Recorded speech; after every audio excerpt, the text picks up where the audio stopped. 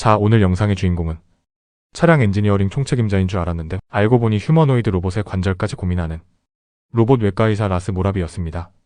7월에 있었던 라스 모라비 테슬라 차량 엔지니어링 부사장의 인터뷰. 지난번 언박스드 프로세스에 이어 이번엔 옵티머스 편으로 돌아왔습니다. 편하게 자막과 코멘트 형식으로 풀어보는 옵티머스 두 편으로 제작했습니다. 지금 시작합니다. So Lars, during our prep call, you were talking about your title and it's head of vehicle engineering. But that title is actually not quite accurate because you actually are responsible for Optimus. Well, yeah, I mean, it's a little bit weird. Elon's responsible for Optimus. Let's be clear about that. My team, does manufacturing for Optimus and testing for Optimus and actuators for Optimus. And vehicle engineering is definitely a loose title because I have all the manufacturing engineering, I have all the automation teams. And I think that's like a super strength at Tesla because we don't have silos of groups that only work on Model Y or only work on Optimus or only work on energy or only work we all are the same set of engineers. And so I think I was joking, I'm I don't even know what vehicle maybe at some point I was only in charge of vehicle engineering, but I don't know when that ship sailed a long time ago.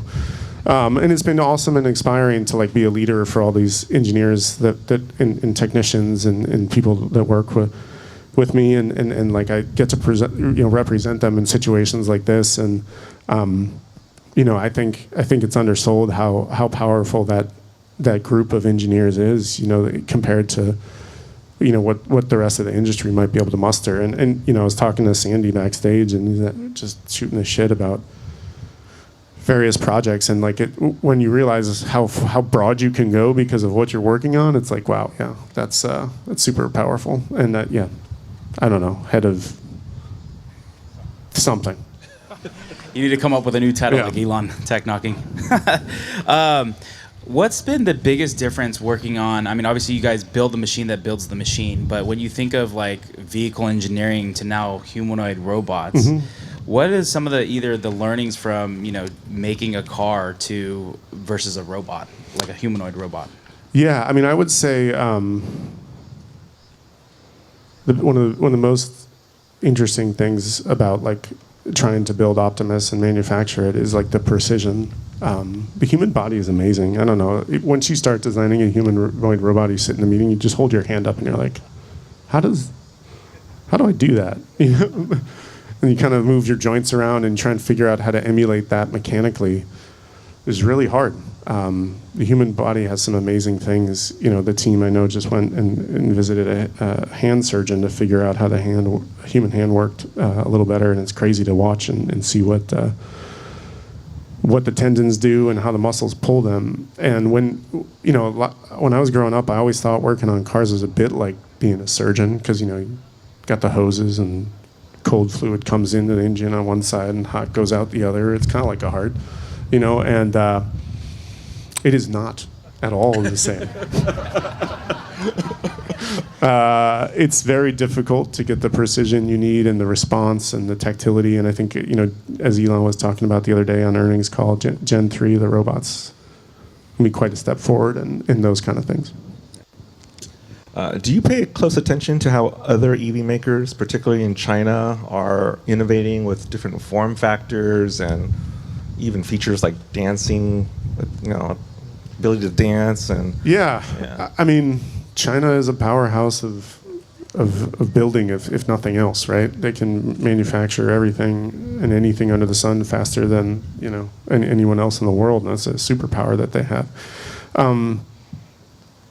But we're as with cars, we're always looking at what other people are doing. But I think we are, even though we're paying attention, we're grounding ourselves in what do we think is the right solution. And when you look at some of the robots that have followed the Optimus, revolution, I guess, or even the humanoid revolution, I should say, I think they're less generalized than what we're doing, and that's going to spawn a problem for them down the road somewhere. As with FSD, we've gone with a generalized solution. And trying to make the robot live in the human world that we've spent 20,000 years developing, right? So we pay attention, but we don't let it necessarily change the thought process we have. 라스 모라비의 직함은 헤드 오브 비클 엔지니어링으로 차량을 만들고 지금은 로봇도 만들고 있습니다. 이제는 그 로봇이 다시 차량을 만들고 그러다 말고 춤까지 추고 캐치볼도 하며 우리를 매번 놀라게 하고 있습니다. 그리고 여기서 느낀 것은 테슬라는 차량 엔지니어링이 아니라 인간을 모방하는 엔지니어링을 하고 있다는 것. 그 대상이 차든 로봇이든 공장이든 심지어 AI든 간에 말이죠. 옵티머스는 단순한 로봇이 아닙니다. 그건 테슬라가 20년에 걸쳐 축적한 AI 모터 설계, 공장 차동화, 비전 시스템, 그리고 무엇보다 인간을 향한 집요한 관찰. 이 모두가 집약된 움직이는 인간 인터페이스입니다.